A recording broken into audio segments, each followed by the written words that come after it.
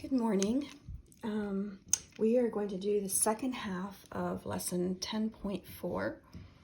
So this is going to be 10.4 part 2 of using square roots to solve quadratic equation. This is the better and harder half.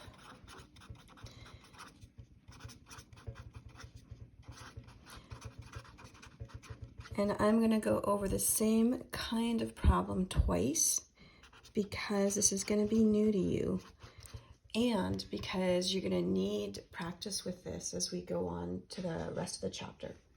So we're starting with example 4, which is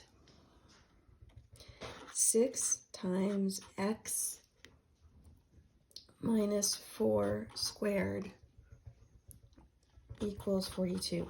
Now they're setting you up at that point, meaning that you don't know how they got you to that point or why we're starting at that point. Just trust me that you need to know how to solve this particular kind of setup and repeat it on your homework. All right, so we're going to use what we did before, if you remember, and I'm just going to do a little on the side, right? We got to situations where we had x squared equals a number. We took the square root of both sides and we ended up with our x values of plus or minus 2. We're going to use the same idea, but with a binomial. So our first thing, we can't do anything until we divide both sides by 2. So that's going to be our first step. So I'm going to go a little slower through this example just because you haven't seen anything like it yet. As I divide both sides of the equation by 6, I end up with x minus 4 squared equals 7. Here I now have the same exact situation as I do here. I have something squared equals a number. And whenever I have that, I'm allowed to do the same operation to do both sides, which in this case is a square root. That applies in this situation too. You can add to both sides, subtract from both sides, multiply, divide on both sides, and you can also take the square root of both sides. So when I do that, I end up with x minus 4 on this side, and I get the positive negative square root of 7 on this side.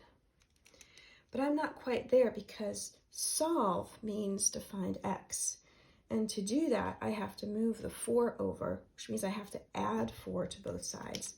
So I'm going to sneak a little 4 in here and a 4 in here. But when I do my answer, I'm just going to reverse them because it looks better, not for any other reason. And so I get just x here. And on this side, I'm going to get 4 plus or minus the square root of 7. Now, you'll find out later it is actually often acceptable to leave the answer this way. But for this chapter, we're going to solve it all the way to get the actual x-intercept values. So if I check what my square root of 7 is, and if you put it in your calculator, and by the way, I'll just show you if you're interested where the square root is. Let me turn it on.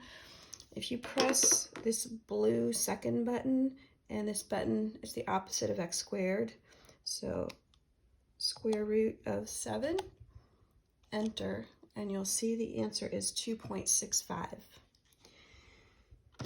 So this is going to be x equals 2 possibilities, 4 plus 2.65 or x equals 4 minus 2.65.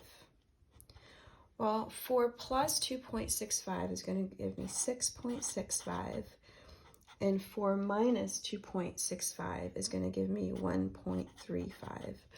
And so both of those are going to be answers. Those are my 2 x-intercepts.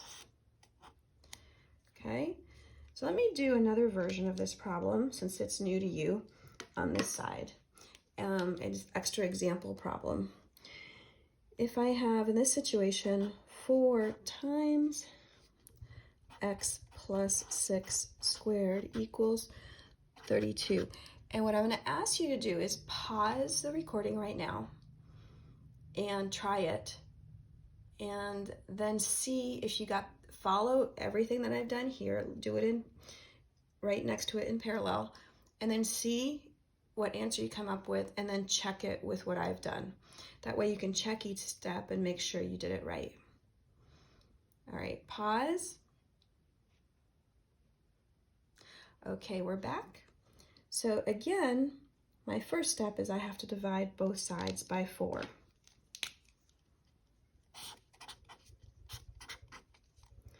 Once I've done that, I end up with x plus 6 squared equals 8. Whatever I do to one side, I do to the other. I need to get a square root of this, so I get a square root of 8. By the way, I take a square root of this because the square root undoes the squaring, right? I should have explained that more clearly. So x plus 6 equals the square root of 8, the positive or negative square root of 8. And therefore my answers are going to be x equals 6 plus square root of 8, or x, equals negative 6 when I bring 6 to both sides, equals negative 6 minus square root of 8. You can see that, right? That when I subtract 6 from both sides, this is minus 6 minus 6. This is what I end up with. Well, again, if I do the square root of 8 on my calculator, I end up with 2.83. So the square root of 8 equals 2.83. And so I have x equals negative 6 plus 2.83, or x equals negative 6 minus 2.83. And when I do that all the way out, I end up with x equals 3.17, or negative 8.83. And those are my two intercepts. Okay, this is the end to example 4, and I've got just the word problem left, and then we're going to be good to go for this lesson.